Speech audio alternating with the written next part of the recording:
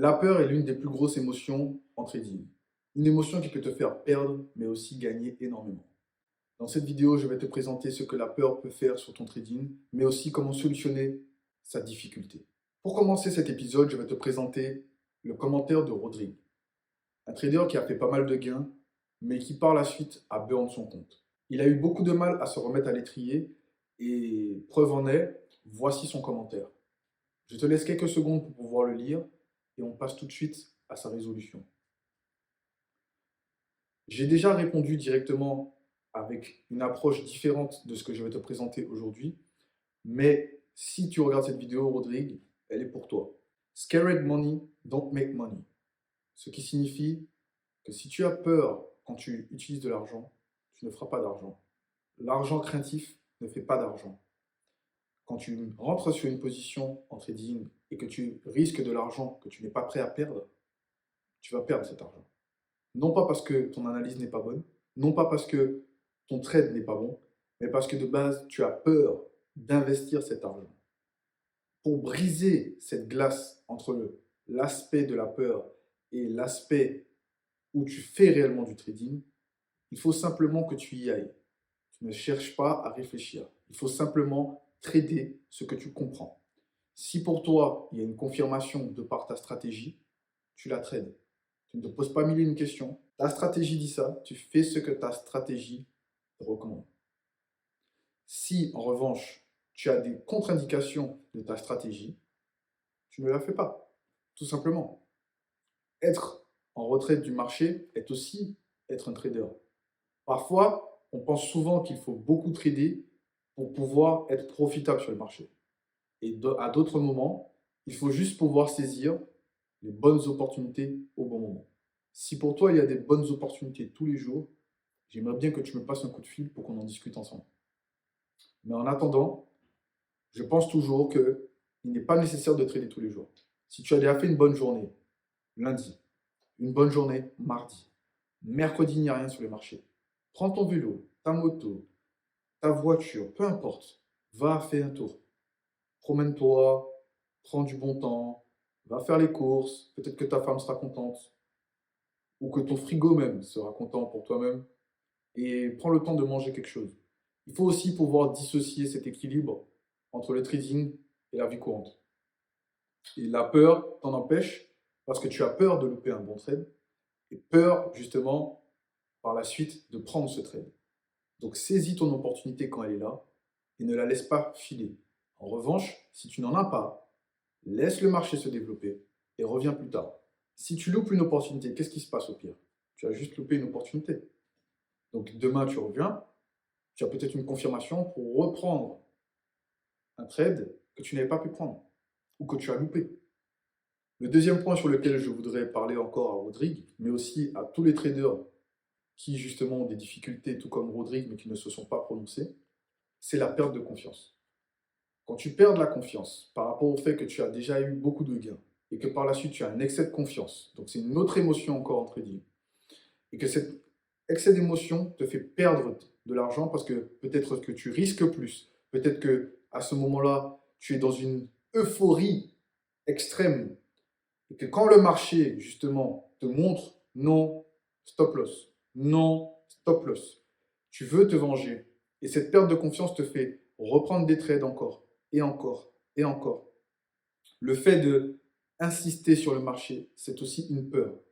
Le fait de poursuivre une contre-indication alors que le marché te fait comprendre que ce n'est pas le moment pour toi, de par ta stratégie de trader, te fait perdre. La peur vraiment peut te faire gagner, comme je disais au début, mais elle peut te faire énormément perdre. Et pourtant, c'est une émotion que nous avons besoin parce que c'est elle qui nous donne le mou pour justement pouvoir passer au clic, briser cette peur et la saisir. Quand tu absorbes l'énergie d'une peur, elle devient une force. Et pour qu'elle devienne une force, il faut que tu apprennes à maîtriser ta peur. Il faut qu'elle soit présente, mais que tu la maîtrises. Et pour la maîtriser, il faut que tu aies confiance en toi. Sauf que quand tu as des revers sur le marché, tu as tendance à remettre en question ta stratégie, ton système de trading. Peut-être que c'est mon coach qui n'est pas bon. Peut-être que c'est le fait que je trade cette paire qui n'est pas bonne. J'ai vu ce trader qui trade tel actif, il réussit mieux que moi. Ça me frustre. Donc j'ai peur de ne pas être aussi bon que lui. Tout cet univers de peur augmente ta perte de confiance en toi et augmente alors les lignes rouges sur ton compte et ton journal de trading. Il n'y a pas de bonne solution pour justement pouvoir saisir cette peur. La seule chose que tu peux faire, c'est de décider que tu ne perds plus à cause de la peur. Si tu as peur, tu ne traites pas.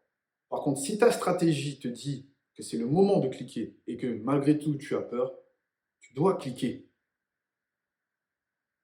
Si tu as peur de passer dans un rond-point parce qu'il y a beaucoup de trafic et que tu viens juste d'avoir ton permis, est-ce que tu vas rester planté là et te prendre les klaxons de toutes les autres personnes?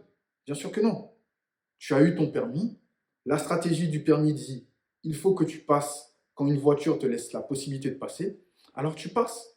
Dans le trading, c'est pareil. Je vais te donner encore un autre exemple. Est-ce que tu penses que un grand footballeur a peur de faire une passe en profondeur parce qu'il y a des défenseurs? Non. La stratégie qu'il a backtestée à l'entraînement, eh bien, elle lui dit, à ce moment-là, tu fais une passe en profondeur. L'autre attaquant, lui, doit courir pour pouvoir être décisif et choper la balle. Fais ce que tu as à faire en fonction de ta stratégie. Arrêtez de vous poser des questions. Arrête de te poser des questions. Ta stratégie dit X, tu fais X. Si ta stratégie dit X, mais que le marché dit Y, toi, tu dois penser X toujours. Donc à ce moment-là, tu ne traites pas. C'est tout. Par contre, le fait de prendre un journal et d'analyser tes pertes, mais aussi les trades que tu n'as pas pu prendre quand le marché est fermé, donc ça peut être le samedi ou le dimanche, à ce moment-là, tu peux voir que, ah, je peux intégrer Y dans ma stratégie parce que le marché fait souvent ça sur la paire que je trade. Tout simplement. Il n'y a pas de bonne méthodologie, mais il n'y a que la méthodologie qui te convient qui est la bonne. Le troisième point qu'on va voir dans cette vidéo est l'effet boule de neige. Et l'effet boule de neige rejoint les deux premiers points que j'ai dit. Quand tu rentres dans cette phase où justement tu es en manque de confiance, quand tu rentres dans cette phase où tu as peur de perdre de l'argent, que tu traites de l'argent que tu sais que tu ne peux pas te permettre de perdre, ça crée un effet boule de neige qui va te forcer à perdre. Il va te forcer à enchaîner les pertes.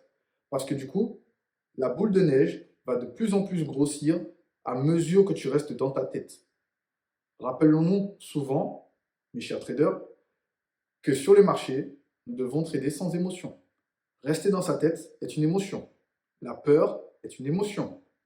L'excès de confiance est une émotion. Le fait de se poser une multitude de questions est également une émotion. Elle est liée à la peur, mais aussi au manque de confiance. Et à partir de cet instant, qu'est-ce que tu peux faire pour justement solutionner tout ça? Traite de l'argent que tu peux te permettre de perdre. Et pour ça, il faut que tu puisses gérer ton argent correctement. Gérer tes finances convenablement. Gérer ton compte de trading comme si c'était un compte de business. Et non pas juste, je veux faire 500 € ce mois-ci, comme ça je pourrais acheter un truc. Non. Le trading, ce n'est pas un jeu. Le trading, c'est un vrai business. C'est un truc qui demande beaucoup de mental, beaucoup d'attention, beaucoup de data, beaucoup de confiance en soi. Parce que la seule personne qui décide si l'équipe va gagner ou perdre, c'est toi. Imagine que des millions de personnes se mettent à parier sur toi et que toi, tu es dans ton effet boule de neige à cause de toutes tes peurs, toutes tes craintes, tout ce que tu te mets en tête et qui t'empêche de devenir un trader rentable. Est-ce que tu penses que les mises vont être bonnes?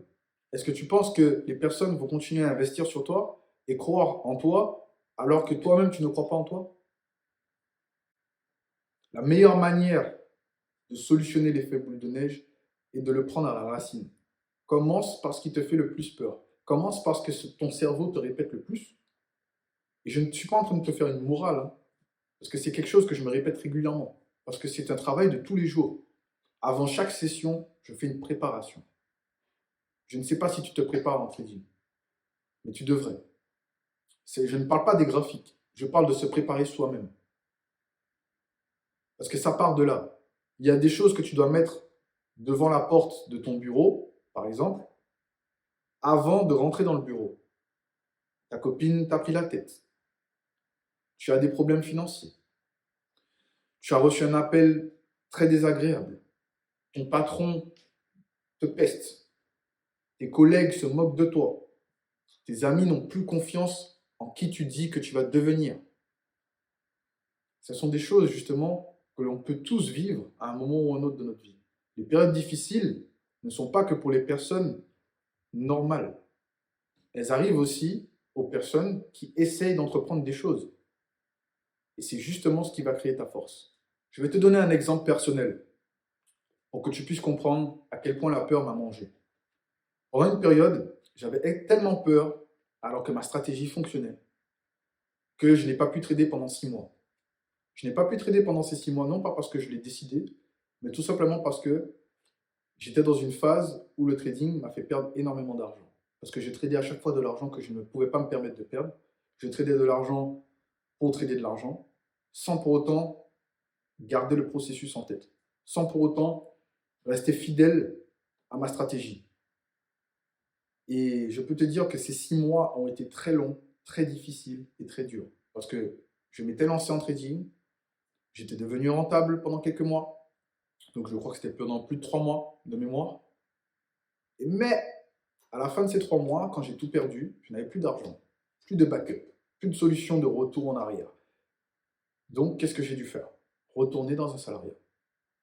Et ça, c'est très difficile mentalement. De retourner au salariat, recommencer à pointer à une certaine heure, à un certain job, travailler pour quelqu'un d'autre, alors que de base, c'était mon rêve d'arrêter de faire ça. Et voilà, beaucoup de personnes passent par là. Mais ces personnes, tu ne les vois pas forcément. Parce qu'il y a des traders qui vont te faire part du lifestyle, mais ils ne vont pas t'expliquer les galères qu'ils ont eues. Parce que ça ne fait pas de vues sur YouTube. Ça ne fait pas de vues sur Instagram. Ça ne fait pas de vues sur TikTok. Donc ils vont juste te montrer les bons côtés. Et les mauvais côtés existent réellement. Se retrouver à la rue parce qu'on n'a plus d'argent, c'est quelque chose de réel. Non pas seulement pour un trader, mais même pour un entrepreneur. Quelqu'un qui essaie de faire des choses et qui n'a pas de solution pour se retrouver en condition pour justement développer son business, qui doit retourner au salariat, retourner supporter des personnes qui justement ne croient même pas en la possibilité de la liberté financière. Et pour autant, quoi qu'il arrive, tu dois le faire. Parce que tu dois encore te nourrir, te loger, te vêtir. Il faut faire tourner la maison. Donc, il te faut payer le chauffage, l'électricité, le loyer. Et tant que tu n'es pas rentable, ou même que tu as été rentable, mais que tu n'as pas réussi à récupérer assez d'argent pour pouvoir justement te renouveler en cas de grosses difficultés, la seule solution qui te reste, c'est de retourner au salariat si tu n'as pas d'argent. J'espère que cette vidéo te permettra de prendre conscience que la peur peut vraiment te faire arriver à des points extrêmes. Autant si tu absorbes son énergie, donc tu deviens plus puissant, mais si tu laisses son énergie te dominer et t'absorber, tu finis dans le point sombre de la peur, le chaos total. Ça m'a fait plaisir de pouvoir m'exprimer sur cette vidéo, même si elle ne fait pas beaucoup de vues, ça m'a fait extrêmement, extrêmement du bien de pouvoir en parler avec toi aujourd'hui. Lâche-moi un gros pouce bleu si c'est des choses que tu as déjà vécues, ou même si cette vidéo t'a fait plaisir à entendre et même à écouter pour pouvoir te l'assimiler. Voici la vidéo que je te recommande pour pouvoir passer à la suite dans ton apprentissage de trading et dans ta propre évolution. À tout de suite de l'autre côté.